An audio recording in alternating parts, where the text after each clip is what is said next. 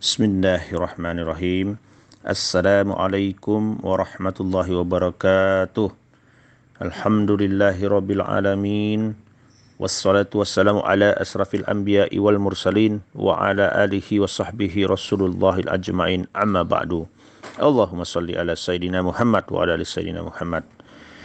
Saudaraku, mari kita lanjutkan pelajaran kita tentang sifat dan asma Allah yang ke-29, Al-Adil, yang maha adil. Dalam Al-Quran tidak diketemukan kata adil yang menunjuk kepada sifat Allah, tapi yang ada adalah ayat-ayat yang berbicara tentang keadilannya, serta penegakan keadilan yang dilakukannya, baik menggunakan akar kata yang sama dengan nama atau sifat ini, maupun dengan kata-kata lain seperti mizan dan qist. Kata al-adil berasal dari kata yang terdiri dari huruf ain, dal, dan lam. Rangkaian huruf-huruf ini mengandung dua makna yang bertolak belakang, yakni lurus dan sama. Sebagian pakar mendefinisikan adil dengan penempatan sesuatu pada yang semestinya. Ada juga yang menyatakan bahwa adil adalah pemberian hak kepada pemiliknya melalui jalan yang terdekat. Hal ini bukan saja menuntut seseorang untuk memberikan hak kepada orang lain, tetapi juga hak tersebut harus diserahkan tanpa menunda-nunda. Sabda Nabi SAW dalam hadis riwayat Bukhari wal Muslim, penundaan hutang dari seseorang yang mampu membayar hutangnya adalah penganiayaan. Allah Al-Adil adalah zat yang maha adil. Keadilan ilahi menurut Imam Al-Ghazali adalah memelihara kewajaran atas berlanjutnya eksistensi, tidak mencegah kelanjutan eksistensi dan perolehan rahmat sewaktu terdapat banyak kemungkinan untuk itu. Di antara bentuk keadilan Allah adalah Dia menciptakan manusia dengan sempurna dan seimbang, sebagaimana yang disampaikan dalam surat Al-Infitar ayat 7, yang artinya yang telah menciptakan kamu lalu menyempurnakan kejadianmu dan menjadikan susunan tubuhmu seimbang. Keadilan Allah juga dapat kita cermati dari ciptaannya yang berpasang-pasangan. Laki-laki disandingkan dengan perempuan agar satu sama lain bisa hidup tentram dan menghasilkan keturunan melalui pernikahan. Begitu pula dengan adanya yang miskin dan yang kaya, supaya saling membutuhkan dan terciptanya kehidupan masyarakat yang seimbang. Keadilan Allah mungkin sulit dipahami oleh sebagian orang, namun yang pasti keadilannya merupakan suatu rahmat bagi seluruh makhluk. Meyakini keadilan ilahi menurut Quraisy Shihab bisa dibangun dari karakter yang pertama, menegakkan keadilan walau terhadap keluarga, ibu bapak, dan dirinya, bahkan terhadap musuhnya sekalipun. Yang kedua, meletakkan syahwat dan amarahnya sebagai tawanan yang harus mengikuti perintah dan agama, bukan menjadikannya tuan yang mengarahkan akal dan tuntunan agamanya. Yang ketiga, menempatkan sesuatu pada tempatnya.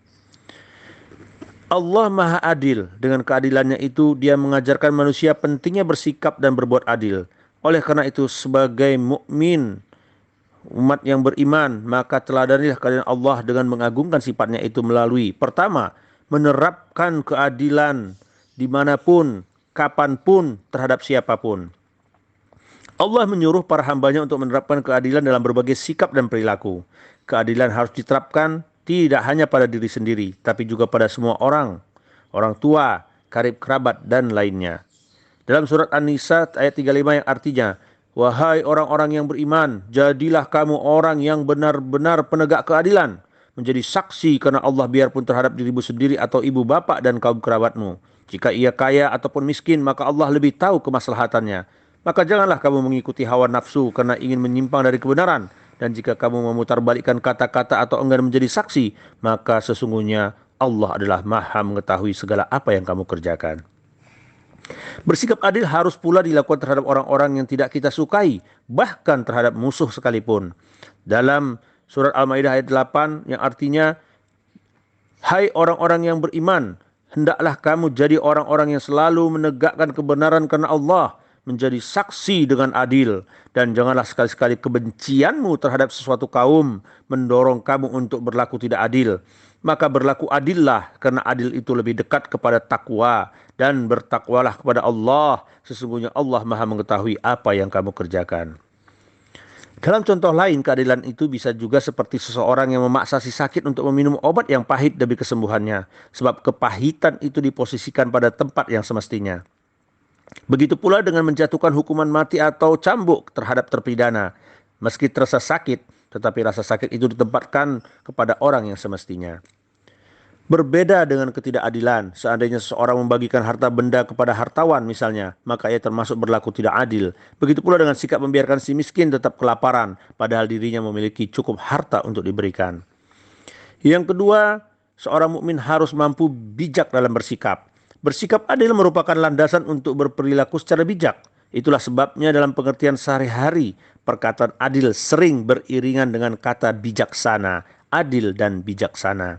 Sebagai ilustrasi, dalam hukum Islam, seseorang yang terbukti membunuh dapat dijatuhi hukuman mati.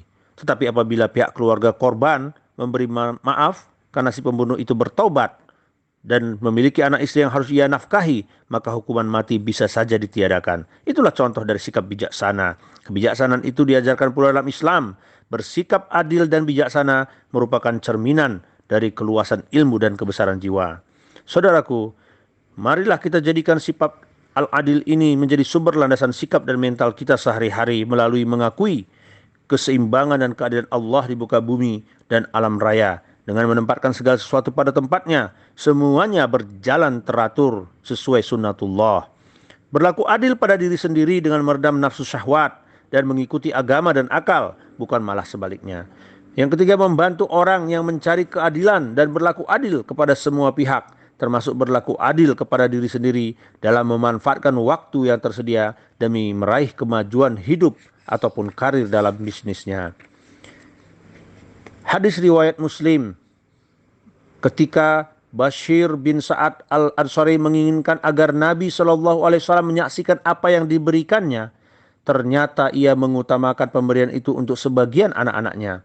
Kemudian Nabi SAW bertanya, apakah semua anak-anakmu kamu beri mereka seperti ini, Bashir? Bashir menjawab, tidak. Nabi bersabda, mintalah saksi selain aku. Sesungguhnya aku tidak memberikan kesaksian terhadap suatu penyelewengan. Demikian saudaraku, maka perlu kita ketahui bahwa keadilan waktu terhadap manusia adalah karena semua orang di bumi ini memiliki waktu yang sama, hak yang sama terhadap waktu, yakni 24 jam setiap harinya. Jadi tidaklah adil apabila orang-orang yang sukses dianggap memiliki waktu yang lebih. Selama orang bisa menentukan prioritas dari hal-hal yang harus dia kerjakan dan dia fokus, ikhtiar, kerja keras dan mendapat keberkahan dari Allah, insya Allah kesuksesan akan selalu berada di pihaknya.